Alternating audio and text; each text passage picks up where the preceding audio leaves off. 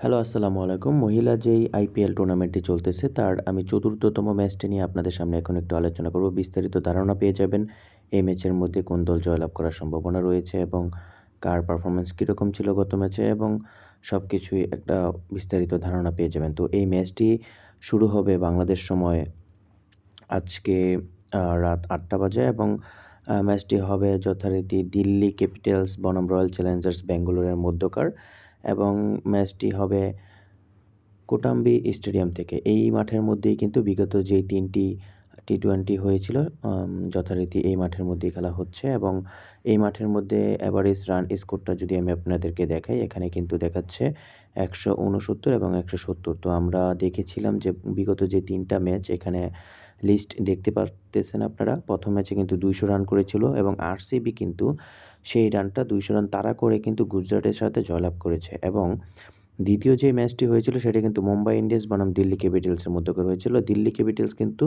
খুবই স্বাচ্ছন্দ্যে ম্যাচটি জয়লাভ করতে পেরেছিল ১৬৫ রান তাড়া করতে নেমে এবং গতকালকের ম্যাচেও কিন্তু আমরা দেখেছিলাম ১৪৪ রানের একটি ম্যাচ হয়েছিল। তো আশা করা যাচ্ছে এই মাঠের মধ্যে যেহেতু ২ দলের ব্যাটিং লাইনআপটা খুবই ভালো স্ট্রং দেখা যাচ্ছে এবং আশা করা যাচ্ছে 160 প্লাস রান হওয়ার সম্ভাবনা রয়েছে। তো আশা করা যাচ্ছে আপনারা 160 প্লাস রান ধরতে পারেন। তো ২ দলের ব্যাটিং লাইনআপ যদি বিবেচনা করেন, আমি দিল্লি ক্যাপিটালসের যারা কিনা কি ব্যাটসম্যান বলা চলে তাদের মধ্যে ১ম এ আমি রাখবো ল্যানিং। ল্যানিং কিন্তু দুর্দান্ত ব্যাটিং করে থাকেন এবং শেফালি ভার্মা কিন্তু দারুণ স্ট্রাইক রেট মেইনটেইন করে ব্যাট করে থাকেন। গত ম্যাচে কিন্তু একটু খেয়াল করে দেখেন পাওয়ার প্লেতে ১৮ বলে ৪৩ রানের একটি ইনিংস খেলেছিলেন এবং শেফালি ভার্মাকে আমরা যথারীতি স্ট্রাইক রেট হাই রেখে ব্যাটিং করা হিসেবেই চিনি। ১৬০ কিন্তু স্ট্রাইক রেট থাকে। তারপর শেফালি ভার্মার সাথে আপনারা লক্ষ্য রাখতে পারবেন ব্যাটিংয়ের দিকে এখানে রদ্রিগেজ ইন্ডিয়ার এবং সান্দারল্যান্ড থাকবে এবং কেএফসি থাকবে। শেষের দিকে ফিনিশিং রোলটা কিন্তু দারুণ প্লে করতে পারে বারাইস এবং সে কিন্তু গত ম্যাচে কিন্তু আপনারা একটু দেখেন এখানে আইপিএলের গত ম্যাচে ১০ বলে ২১ রানের একটা ইনিংস খেলেছিল এবং এর আগে বিবিএলেও কিন্তু ১৯ বলে ২৮ রানের ইনিংস রয়েছে এবং দারুণ ব্যাটিং করতে পারে। এই ছিল তাদের সম্ভাব্য ব্যাটিং লাইনআপ এবং ব্যাটিং এর ক্ষেত্রে তাদের দিকে আপনারা লক্ষণীয় রাখতে পারেন এবং তাদের বোলিং লাইনআপে বিবেচনা করলে এখানে সান্দারল্যান্ডের সাথে আ জোনাসেন্স এবং রেড্ডি তারা কিন্তু দারুণ বোলিং করে থাকেন। তো এই ছিল দিল্লি ক্যাপিটালসের কি প্লেয়ার্সদের বিস্তারিত বর্ণনা এবং আ আরসিবির যদি আমরা ব্যাটিং বোলিং লাইনআপ বিবেচনা করি তাদের দলে কিন্তু বিধ্বংসী কয়েকজন ভালো মানের ব্যাটসম্যান রয়েছে। তার মধ্যে স্মৃতি মান্ধানাকে আপনারা টপ র্যাঙ্কে রাখতে পারেন। স্মৃতি মান্ধানার এভারেজ যদি চিন্তা করেন তাহলে সে তো দুর্দান্ত ব্যাটসম্যান এবং ওয়ার্ল্ডের মধ্যে টপ লেভেলে যথারীতি ৩ নম্বরে রয়েছে টি-টোয়েন্টিতে তো এবং প্রতিনিয়ত ভালো করে আসছেন। এলএস পেরি অন্যদিকে এলএস পেরিও কিন্তু দারুণ ব্যাট করে থাকেন। গত ম্যাচে গুজরাটের সাথে যে ম্যাচটা জয়লাভ করেছে সেখানে কিন্তু তার অবদান কিন্তু চরমে ছিল। সেখানে কিন্তু সে বল হাতে ১৮ রান দিয়েছিল এবং ব্যাট হাতে ৩৪ বলে ৫৭ রানের একটি ইনিংস খেলেছে আপনারা দেখতে পারতেছেন এবং এলেক্স পেরি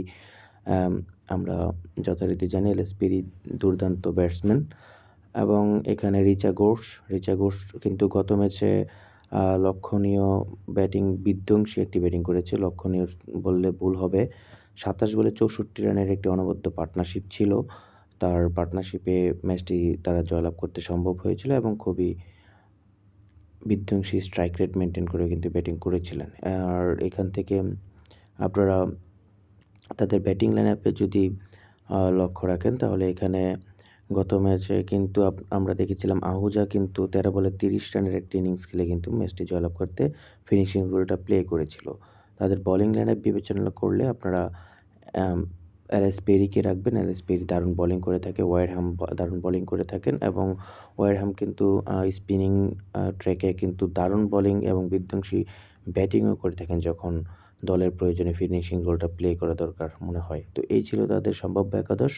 ২ দলের যদি স্কোয়াড বিবেচনা করি আমি এখানে এগিয়ে রাখার জন্য 50-50 রাখতে পারি। কারণ 50-50 রাখার কারণ হচ্ছে ২ দলেই কিন্তু ব্যাটিং বোলিং কম্বিনেশনটা খুবই দারুণ। তবে জয়লাভ করার সম্ভাবনা 60% থাকবে এখানে রয়্যাল চ্যালেঞ্জার্স ব্যাঙ্গালোরের। কারণ তাদের ব্যাটিং বোলিং কম্বিনেশনটা খুবই দারুণ দিল্লি ক্যাপিটালসের তুলনায়। তবে আপনারা যদি আরেকটু বিস্তারিত জানতে চান যে কখন কোন দল জয়লাভ করার সম্ভাবনা থাকবে, আপনারা আমার টেলিগ্রামে চ্যানেলটিতে জয়েন হয়ে নিতে পারেন ক্রিকেট আপডেট ভিডিও, অথবা আমি ভিডিও ডেসক্রিপশনে লিঙ্ক দিয়ে দিব।